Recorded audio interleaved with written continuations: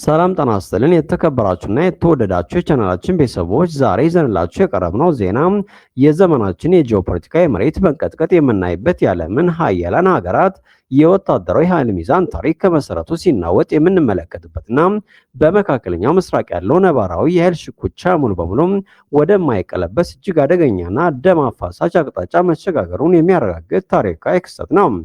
አሁን የምነግራችሁ ጉዳይ ስትሰሙ የሶስተኛው የዓለም ጦርነት ደውል ምን ያክል ከጆሮአቸው ስር እየጮኸ እንደሆነ በግልጽ ገነዘባላቸው። በአሁኑ ሰዓት በዋሽንግተን ዲሲ የዋይት ሃውስ ዝግ በሮች ጀርባ በፔንታጎን የጦር ማዘዣ ክፍሎች እንዲሁም በቴል አቪቭ ከፍተኛ ባለስልጣናት ዘንድ ከፍተኛ ድንጋጤን፣ መደናገርና ፍርሃትን የፈጠረ ሰበር ዜና ወጥቷል። የኢራን ከፍተኛ ተደራዳሪና የፓርላማ አፈ ጉባኤ የሆኑት መሐመድ ባቃር ባጋሪፍ በዓለም አቀፉ ማህበረሰብ ፊት በከፍተኛ ድፍረትና በራስ መተማመን በመቅረብ ኢራን በአሜሪካና በእስራኤል ላይ ወታደራዊም ሆነ ፖለቲካዊ የመጨረሻውን ድል መቀናጀቷንና የበላይነቷን ማረጋገጧን በይፋ አውጀዋል። ይህ የድል አዋጅ በአጋጣሚ የተነገረው ወይም ለሀገር ውስጥ የፖለቲካ ፍጆታ የዋለ ተራ የቃላት ዲስኩር አይደለም። ይልቁንም እጅግ በተሰላና ሆን ተብሎ በተመረጠና ምዕራባውያንን ስነ ልቦናዊ ጫና ውስጥ ለመክተት በታለመ ሰዓት የተሰጠ ታሪካዊ መግለጫ ነው ተብሎለታል። አስቡት፣ በአሜሪካና በኢራን መካከል ለወራት ሲያወዛግብ የነበረውና ዓለም በከፍተኛ የልብ ምትና በጥንቃቄ ሲጠብቀው የቆየው የ60 ቀናት የመግባቢያ ስምምነት ጊዜው በተጠናቀቀበት የሰዓቱ ቆጣሪ ዜሮ ላይ በደረሰበት ልክ በዚህ ዕለት ነው ቴህራን ጠረጴዛውን ገልብጣ የራሷን የድል አዋጅ በአሜሪካ ፊት ያወጀችው። ይህ ድርጊት ኢራን ከእንግዲህ በኋላ በምዕራባውያን የዲፕሎማሲ ማስፈራሪያና የኢኮኖሚ ማዕቀብ እንደማትንበረከክ እንዲሁም የምዕራባውያን የፖለቲካና ወታደራዊ የበላይነት ዘመን በመካከለኛው ምስራቅ ለዘላለሙ ማብቃቱ ለዓለም በይፋ ያሳየችበት ታላቅ የድል መልእክት ሆኖ ተመዝግቧል። ነገር ግን የተከበራችሁ ተመልካቾቻችን አንድ እጅግ በጣም ወሳኝ የሆነ ጥያቄ እዚህ ላይ መነሳት አለበት። የኢራን ባለስልጣናት የዚህን ያክል በድፍረት ለመናገርና የድል አዋጅ ለማወጅ ያበቃቸው ከጀርባው ያለው ትልቁ ሚስጥር ምንድነው? ዲፕሎማሲውና የፖለቲካ ዲስኩሮን ትተን ቀጥታ ወደ ጦር ሜዳው ወደ አየር ላይ ቴክኖሎጂውና ወደ ፔንታጎን ሚስጥራዊ ሪፖርቶች ስንገባ አሜሪካ በአደባባይ ልትናገረው የማትፈልገው ነገር ግን በውስጥ ለውስጥ ክፉኛ እየደማች እየከሰረችና እየተሸነፈች ያለችው እጅግ ዘግናኝ እውነታ እናገኛለን። ከኛ ጋር ቆዩ፣ ምክንያቱም ቀጣይ የምነግራችሁ ጉዳይ የዓለምን ጦርነት ታሪክ ዳግም የሚጽፍ አሜሪካ በገዛ ቴክኖሎጂዋ እንዴት እንደከሰረች የሚያሳይ ትልቅ ጉድ ነው። የኢራን የድል አዋጅ በባዶ ቃል ላይ የተመሰረተ አለመሆኑን እንረዳለን። በአሁኑ ሰዓት ቴህራን ዘመናዊውን የአሲሜትሪክ ጦርነት ሕግ ሙሉ በሙሉ በሚቀይር የጠላትን አቅም በሚያሽመደምድ መልኩ አዲስና አስፈሪ ቴክኖሎጂ የተጠቀመች ነው።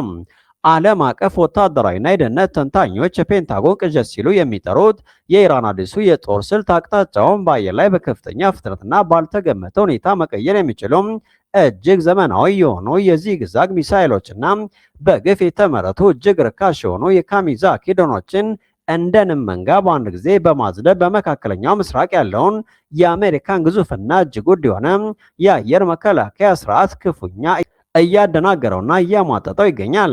ዘመናዊ ጦርነት የጉልበትና የቴክኖሎጂ ብቻ ሳይሆን የኢኮኖሚም ጭምር መሆኑን ኢራን በሚገባ ትረድታለች። እነዚህ የኢራን ዚግዛግ ሚሳይሎች በአየር ላይ ኢላማቸውንና አቅጣጫቸውን በከፍተኛ ፍጥነት ወደ ላይና ወደ ታች እያሉ ስለሚቀያይሩ ባህላዊው የአሜሪካ መከላከያ ሰራዊት ራዳሮች በቀላሉ ሊያነቧቸውና ሊተነበያቸው አይችሉም። በዚህም የተነሳ የአሜሪካ መከላከያ ሰራዊት አስከፊ ሁኔታ ላይ ለመድረስ ተገዷል። ይኸውም አንድ እጅግ ርካሽ የሆነ የኢራን ሚሳይል ወይም ድሮን በአየር ላይ ለማምከን ብቻ እያንዳንዳቸው ከ3 እስከ 4 ሚሊዮን ዶላር የሚቆጠሩ በርካታ የፓትሪዮት ሚሳይሎችን በአንድ ኢላማ ላይ ለመተኮስ ተገደዋል። የተመዘገቡ በርካታ ሚስጥራዊና ዓለም አቀፋዊ መረጃዎች እንደሚያሳዩት ሁኔታ አሜሪካን ከፍተኛ የጦር መሳሪያ ክምችት እጥረት ውስጥ የከተታት ሲሆን ፔንታጎን ለዓመታት በ10 ቢሊዮን የሚቆጠር ዶላር አፍሶ ያከማቸውን እጅግ ውድ የጸረ ሚሳይል ክምችት በአጭር ጊዜ ውስጥ እያሟጠጠ ይገኛል። አስቡት፣ ኢራን በ20 እና በ30 ዶላር በምትሰራው እጅግ ርካሽ መሳሪያ አሜሪካን በአንድ ምሽት በመቶ ሚሊዮኖች የሚቆጠር ዶላር እያከሰረቻት ነው። ይህ ወታደራዊ ብልጫ አሜሪካን በገዛ ቴክኖሎጂዋ ክፉኛ እንድትከስር እያደረጋት ከመሆኑም በላይ ፔንታጎንን ቀጣዩን ጥቃት በምን ልትመክተው ነው ወደሚል ከባድና የህልውና ጥያቄ ውስጥ ከቷታል።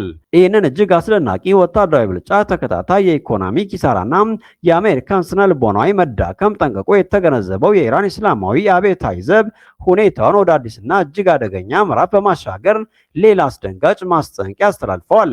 የጦር ኃይሉ የፖለቲካ ምክትል ብርጋዴር ጀነራል ያዶላህ ጃቫኒ በሰጡት መግለጫ ኢራን እስካሁን ለዓመታት ስትከተለው የነበረውን ጥቃት የመከላከል ስትራቴጂ ሙሉ በሙሉ በመተው በቀጥታ ወደ ማጥቃት ስትራቴጂ ለመቀየር ዝግጁ መሆኗን በአደባባይ አብስረዋል። ሜጀር ጀነራል ሻሂዲ ማን ናቸው? እኚህ ሰው በተራ የቢሮ ፖለቲካ ያደጉም በኮምፒውተር ፊት ለፊት ጦርነት የሚመሩ ሰው ሳይሆኑ በደም አፋሳሹ እጅግ አስከፊ በነበረው የኢራን ኢራቅ ጦር ወቅት ከፍተኛ የጦር ሜዳ ልምድ ያካበቱም ጠላትን በማንበርከክ የሚታወቁ ጨካኝና ስትራቴጂስት ሆነው የቀድሞ የመከላከያና የሀገር ውስጥ ጉዳይ ሚኒስትር ናቸው።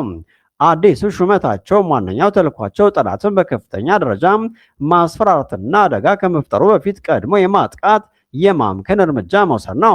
ኢራን ከእንግዲህ ጥቃት እስኪደርስባት የምትጠብቅ ሀገር ሳትሆን ጦርነቱን ቀጥታ ወደ ጠላት ግዛት የምትወስድ አደገኛ ሀገር ሆናለች እንደማለት ነው። ነገር ግን የተከበራችሁ ተመልካቾቻችን እስካሁን ከነገርናችሁ ሁሉ በላይ ዓለምን ጉድ ያሰኘው የጦርነት ሕግ ሙሉ በሙሉ የጣሰው ዋሽንግተንን በድንጋጤ ያናወጠውና የየትኛውንም አሜሪካዊ ወታደር በሰላም የመተኛ ተስፋ ያጨለማ አስፈሪ ዜና አሁን የምነግራችሁ ነው።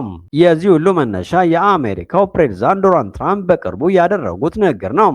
ትራምፕ የዓለም የነዳጅ ንግድ የደም ስር የሆነው የሆርሙዝ ስትሬትን በተመለከተ የአሜሪካ ግዛት አድርጌ ማወጅ እችላለሁ በማለት የተናገሩትን ትዕቢት የተሞላበት ንግግርና በአካባቢው ላይ ሊኖር ስለሚችለው የአሜሪካ የምድር ጦር እንቅስቃሴ መግለጹን ተከትለው የኢራን መንግስት የሰጠው ምላሽ ዓለምን ጉድ ያሰኘ ነበር። ይህንን የትራምፕ ንግግር ተከትሎ ነሐሴ 16 በቴህራን በተካሄደ አንድ ታላቅ ሀገራዊ መድረክ ላይ የኢራን ጦር ጠቅላይ አዛዥ ሜጀር ጀነራል አሚር አታሚ እጅግ ዘግናኝ አረመኔያዊና በሆሊውድ የድርጊት ፊልሞች ላይ ብቻ የምናየው አይነት አዋጅ በይፋ አወጀው። ሜጀር ጀነራል ሀታሚ ፊታቸው ላይ ምንም አይነት ርኅራኄ በማይታይበት ሁኔታ እንዳሉት ማንኛውም ግለሰብ ሲቪልም ይሁን ታጣቂ በአካባቢው ያለን ወራሪ የአሜሪካ ወታደር ገድሎ አስክሬኑን አሊያም ደግሞ ማርኮ በህይወት ለኢራን ጦር ባለስልጣን ካስረከበም አስገራሚ የሆነ የ5 ቢሊዮን ቱልማ በትንሹ ወደ 30 የአሜሪካ ዶላር የሚጠጋ የጥሬ ገንዘብ ሽልማት እንደሚበረከትለት በይፋ ማስታወቃቸው ነው። ጉዳዩ የገንዘብ ሽልማት ብቻ አይደለም። ኢራን ይህን ድርጊት የፋይናንስ ጃር ስትል በይፋ ሰይመዋለች። ይህ ማለት ምን ማለት ነው? ማንኛውም ዜጋ ይህንን የአሜሪካ ወታደር የመግደል ወይም የመማረክ ድርጊት በመፈጸም ሽልማቱን ሲወስድ ለሃይማኖታዊና ሀገራዊ ጦርነት የራስን ቅዱስ አስተዋጽኦ ያደረገ ነው ተብሎ በሃይማኖት አባቶች ዘንድ ይታመናል ማለት ነው። ይባስ ብሎም የሰውን ልጅ ስነ ልቦና በሚያናውጥ እጅግ አደገኛ በሆነ ሁኔታ ይህንን የአሜሪካ ወታደር የመግደል ወይም የመማረክ ድርጊት የምትፈጽመው ሴት ከሆነች ይኸውም የደም ሽልማት እጥፍ ሆኖ $60 እንደሚከፈል መገለጹ ነው። የኢራን ጦር ክፍያ ያለምንም ቅድመ ሁኔታ ወዲያውኑ በእጃቸው ለፈጻሚዎች እንደሚከፈል ህጋዊ ዋስትና ሰጥቷል። ይህን ጉዳይ በደንብ አስቡት። ቆም ብላችሁ የጉዳዩን አሳሳቢነት መርምሩት። በአሁኑ ሰዓት በሺዎች የሚቆጠሩ ገና በ18 እና በ20 ዕድሜ ክልል ውስጥ የሚገኙ የአሜሪካ ወታደሮች በመካከለኛው ምስራቅ በተለያዩ ሀገራት በኢራቅ፣ በሶሪያ፣ በዮርዳኖስና በባህረ ሰላጤው ሀገራት በሰፈሩበት በዚህ ወቅት ኢራን ይህንን አዋጅ ቀጠናውን ወደማይወጣበት አደገኛና ደም አፋሳሽ የሽምቅ ጦርነት ውስጥ ከተዋለች ማለት ነው። በአካባቢው የሚገኝ ማንኛውም ግለሰብ በገንዘብ እጥረት የሚሰቃይ ተራ ዜጋም ሆነ ጽንፈኛ ታጣቂ በመንገድ ላይ የሚገኘውን የአሜሪካ ወታደር እንደ ወታደር ሳይሆን እንደ ተንቀሳቃሽ የሎተሪ ትኬት ወይም የ5 ቢሊዮን ቱልማ እንደያዘ ካዝና ነው የሚመለከተው። የፋይናንስ ጃር ሽልማት ማንኛውንም አካል በማንኛውም ሰዓትና ቦታ በአሜሪካ ወታደሮች ላይ አደጋ እንዲጥል ክፍት ግብዣ አድርገውለታል። ይህ አዋጅ እያንዳንዱን አሜሪካዊ ወታደር ከካምፕ ውጭ በወጣ ቁጥር በሄደበት ሁሉ የሞት ጥላ እንዲያጠላበት የገዛ ጥላውን እንኳን እንዲፈራ በከፍተኛ የስነ ልቦና ጫና ውስጥ እንዲወርቅ አድርጎታል። እንግዲህ ውድ ተመልካቾቻችን ይህን ሁሉ ጥልቅ ትንታኔ ስንመለከት የዓለም ፖለቲካ እጅግ አደገኛ፣ አስፈሪም፣ ሊተነበይ ወደማይችልና ጨለማ ወደሆነ ምዕራፍ መሸጋገሩን በግልጽ እንረዳለን።